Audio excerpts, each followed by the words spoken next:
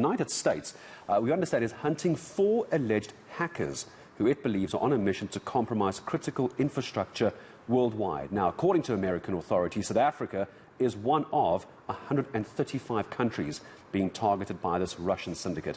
Let's try and understand what's going on. Joined by cyber law expert, always a pleasure, Professor Sizwe Snail Mtuze joining us. Prof, hello to you. I hope you can still hear me as well. Help me understand what we know about what infrastructure is being targeted by this syndicate. Good morning. Morning, Gareth, and good morning to your viewers.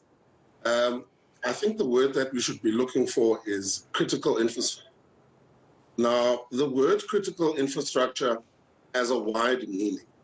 Some people believe critical infrastructure is only government infrastructure, but critical infrastructure would include your banks, your internet, any type of infrastructure that would be badly affected if it would not work, So these hackers mainly go after critical information. And so when we now talk about South Africa being one of the 135 countries apparently being targeted, how do we know that? What markers, what indicators are suggesting we are being targeted? The suggestion that we are on a list of 135 countries, it's an interesting story that's being told, but I don't think one can actually verify it, When it comes to cyber warfare, the rules of cyber warfare have not been written, nor are there any rules of engagement as to how it takes place. It could be a red herring. There may be no American hackers or US hackers at all, It may just simply be a storyline that's being pushed for other political reasons. So I'm always very wary to follow stories that say a certain government is attacking a certain government and they've put other people on lists. I'm very wary of it. And I think I agree with you. I'll tell you why, Prof, because one of the suggestions I was reading about this alleged cyber attack is because South Africa hasn't taken a decision against Russia. That's why this news is coming through, that it's potentially American experts hunting for Russian hackers in this case. That's why you're absolutely correct, Prof. We do need to be careful how we frame this. I'm curious, though, from a technology side, as a country, are we even prepared to handle some kind of cyber attack at this level? Do we have those experts, obviously apart from you? Look, South Africa hasn't been sleeping.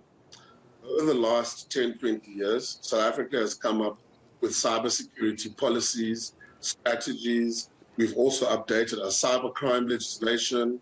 We've got the PAPIA in place as well, which deals with data protection, which also has a cybersecurity element to it. So I don't think as South Africa we've been sleeping. I don't think our authorities have been sleeping. We do have certain cyber security capacity as well as cyber defenses in place. But if everyone knew where they were and how they operated, then they wouldn't be useful. I think that is one of the well-kept secrets that our government has. We're hoping that it's a well-oiled, well-kept secret as well. Obviously, we don't know if it's even actually happened yet. Would you imagine, if we're talking about critical infrastructure, you were right, Prof, at the beginning to say it's not just government. What is generally considered a soft target around the world? Because to my mind, and I'm trying to not be too James Bond about this, but I would imagine banking institutions, transport, that kind of infrastructure, our ports, mining. Am I going in the right track here?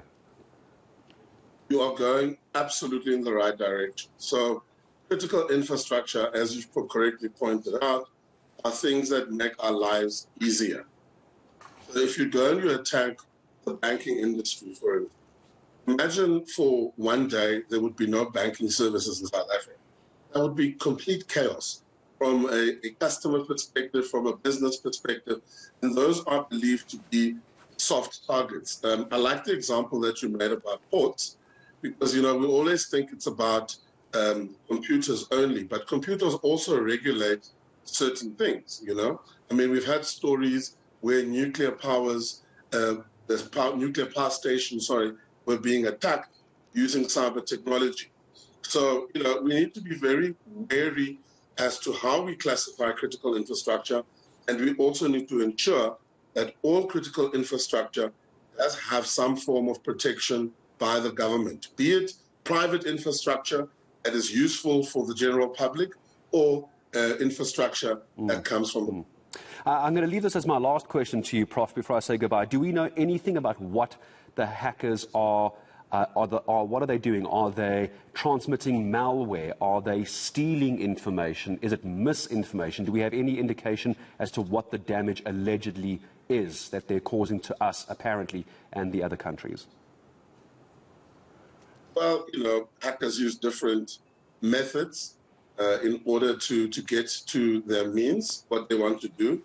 But, you know, the most popular one is obviously hacking into a system and then asking for ransomware, failing which, you know, the system won't work. So it's a way of cyber extortion. That is the more prevalent form. We do have some other forms where people actually go and erase data or they deface websites. We always know the most popular website to be defaced is the FBI website.